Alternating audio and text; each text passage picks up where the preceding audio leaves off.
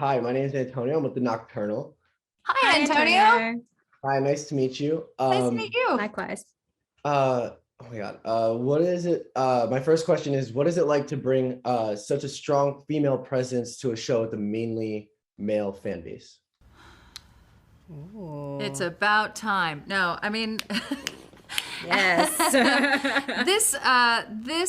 well, I mean, female characters are interesting, right? Just as interesting as men. And this video game, starting with the video game and the story of the video game has been about powerful women. Halsey, Cortana as as an AI, but in a female shape and form, right? So representing female. Mm-hmm.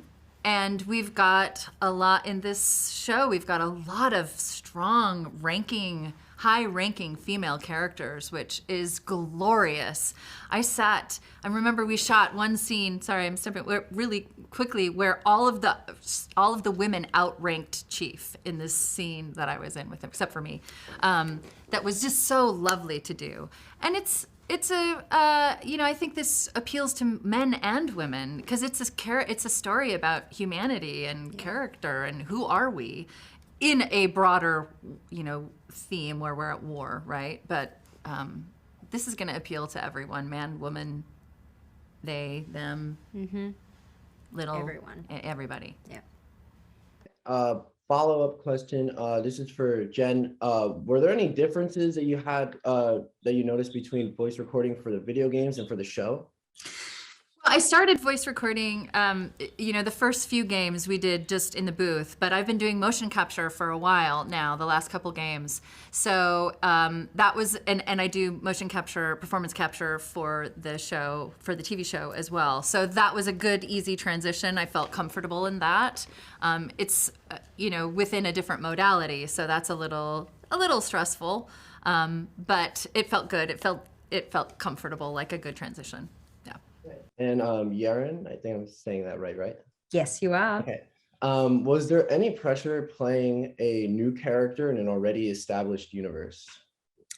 A lot of pressure, yes. But I think, I don't really do well under pressure. So I had to find ways to kind of block that out and just kind of go, who is Kwan? What is she doing here? What kind of purpose is she serving the story? And just really kind of focusing on the relationships that she has with all these different characters.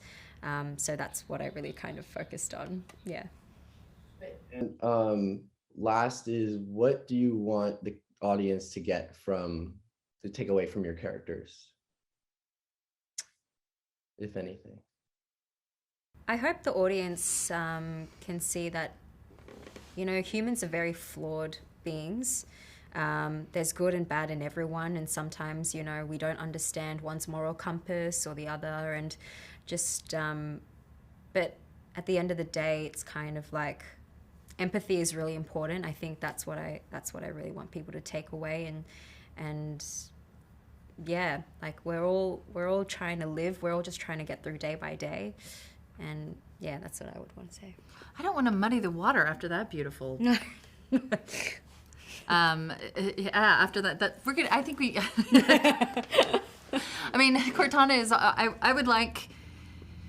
What do I want people to take away from my character? I mean, she is struggling with realizing her own humanity as Chief does, following along with what you're saying, and what is good and what is bad, what is evil, what is right and wrong for her becomes a very big issue as we move along. So I guess it's almost similar. We're discovering more and more about our characters that seem to be similar, actually. It's a parallel themes. Yeah. My first question is, how excited were you when you learned that you'd be playing the legendary Master Chief? Oh, thrilled, man, thrilled. I mean, it really, I've been really fortunate in my career to play a lot of really cool characters and to stretch myself in a lot of great directions.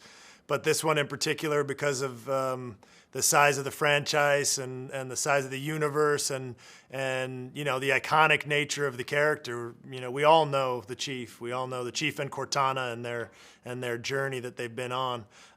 Regardless of how familiar you are with the games, everyone knows who they are. So I was really thrilled that it was going to get to be me that, you know, establishes this character. But I got more and more excited every day as I really dug into the Halo universe and the mythology, and realized how much story has already been created, you know, outside of the games, even through the novels and the animated shorts and the movies and the graphic novels. There's just like a treasure trove of story that's already been created, and it's so deep and rich. And I really feel thrilled for not just us as creators to get to bring this to the audience, but for Halo fans to get to experience this after so long, you know, waiting.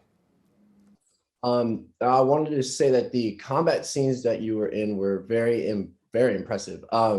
Did you have to do any combat training, or was most of that just through, you know, playing the game? I have a bunch of experience with military themed movies already on 13 Hours and Den of Thieves. So a lot of my own familiarity with battle choreography, with weapons training, all that kind of stuff comes from those movies. What I realized pretty quickly when getting ready for this project is that, you know, the weapons are all future tech. So you can't really train to be a Spartan warrior in any kind of realistic sense. All we can do is train our bodies, you know, to be as capable as possible for manipulating the armor and making it look real and authentic. And then the rest is because the weapons don't work in any way, the rest is sort of choreography, you know, and figuring out how to bring the armor and the weapons alive on screen and making them look authentic and feel authentic as much as possible. And for my last question, what do you want the audience to take away from, you know, your character? Yeah.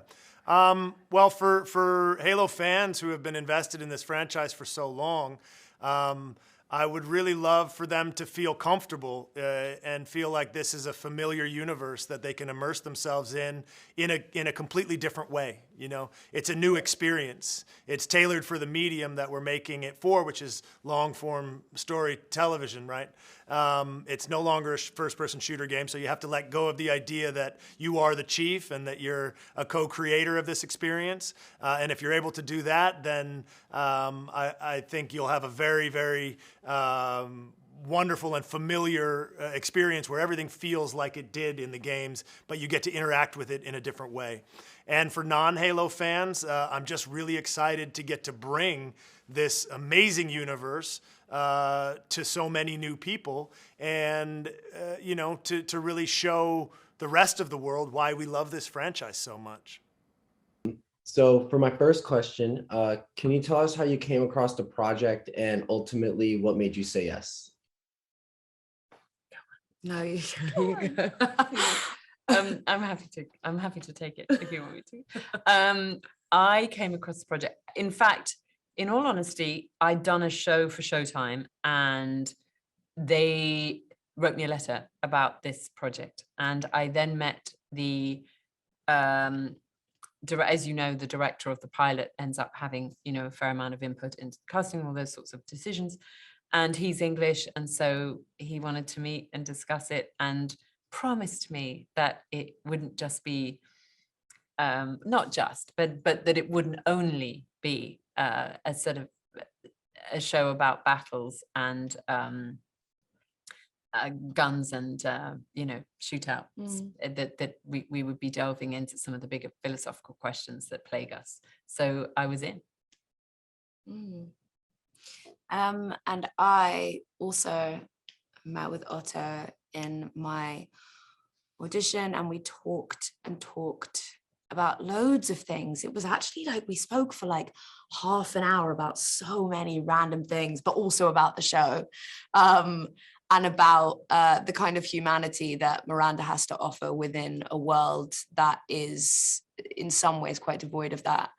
And I was instantly hooked. And then months and months and months and months later, you know, went into the read through and we started shooting. But it was a long time between that and starting. But yeah. Did I'm sure you've been getting this all day, but did either of you play the video games or watch any cutscenes to get a better understanding for the world or your characters? I definitely had a go at the video games. I thought it was my duty. I in my house, video games were fairly popular anyway, but it was usually my job to get between whoever the player was, which son, and the game. Whereas this time I was actually getting into it, which of course gave me so much kudos with my kids. Suddenly they were like, huh.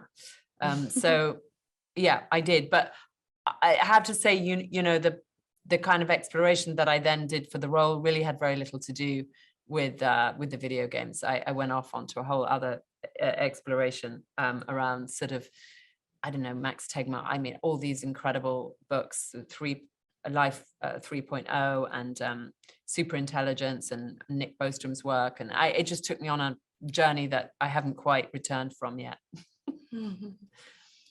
Yeah, I actually had played the games and watched countless people play the games prior to years and years and years prior to doing this. I just have a lot of friends who love Halo. And so I spent a lot of my teenage years in rooms with people playing Halo or dating people who were absolutely obsessed with Halo. I remember once trying to get back with an ex by buying him the Halo manual. So yeah, Halo's been weirdly a part of my life for a while. Yeah. Hi, my name's Antonio. I'm with the Nocturnal. I wanted to first say congratulations on adapting literally the greatest video game series of all time. Thank you. Of course. Can you tell us how you decided what direction you wanted to take the show? Yeah, I mean, I can start at the highest level because Steve really had to fill in all the detail, but it really started with knowing that we wanted to tell a character story and knowing that we wanted to really dig into the Master Chief and dig into John, really who John is, which isn't someone we get to talk about or experience very much in the game itself. And so from that foundation, it was clear a television series made the most sense because we needed the long form, and also the commitment to bringing the Halo world to life, like the epic scale of this sci-fi world was sort of a critical foundation. So very much based in Halo, based in canon, but being able to have the liberty to make some creative changes along the way for the betterment of the story. And so I guess based on that, it was the idea of starting with John and then saying, well, what are we actually going to tell here? And the fact of the matter is there are so many Johns. For everyone who plays the game has their own vision of who he is. So we sort of made that central to the understanding of the show. Is this is John discovering who he is. And this idea of identity and of discovering your humanity became the theme from which the rest of the season sort of launched. And that became the guiding principle throughout every other character's development, and then it just kind of snowballed from there. Yeah, and starting before the discovery of the Halo ring, right, was important. So we knew we had some good runway to work with, and then as part of that journey, understanding the origins of the Master Chief and the Spartan program were super important to explore. So we got to look back and to look forward. To look back at how it all started, and to look forward to this idea of what is out there, what is this Halo that we're all seeking. Now, I know it's probably really hard because there's such diehard fans out there. Were you thinking about the fan base while you were developing the show? Yeah, always. Like we don't do anything without thinking about the fan base. They're the foundation that Halo is built on. And so, I think the hard part was that balance of making sure that we're respecting the fan base, but also needing to make creative decisions in order to make the story as good as it could be for the medium, knowing that some of those decisions might be controversial for some audience. But the fact of the matter is we also have an incredibly diverse audience who all love different things and have their own vision in their head of what they expect from a Halo television series. And so, in a world where we know that there is no one thing that can make everyone happy. It becomes, how do we respect their fandom, and how do we make sure that at the very core we're telling a Halo story and we're building out the Halo universe in a way that hopefully is delightful for them.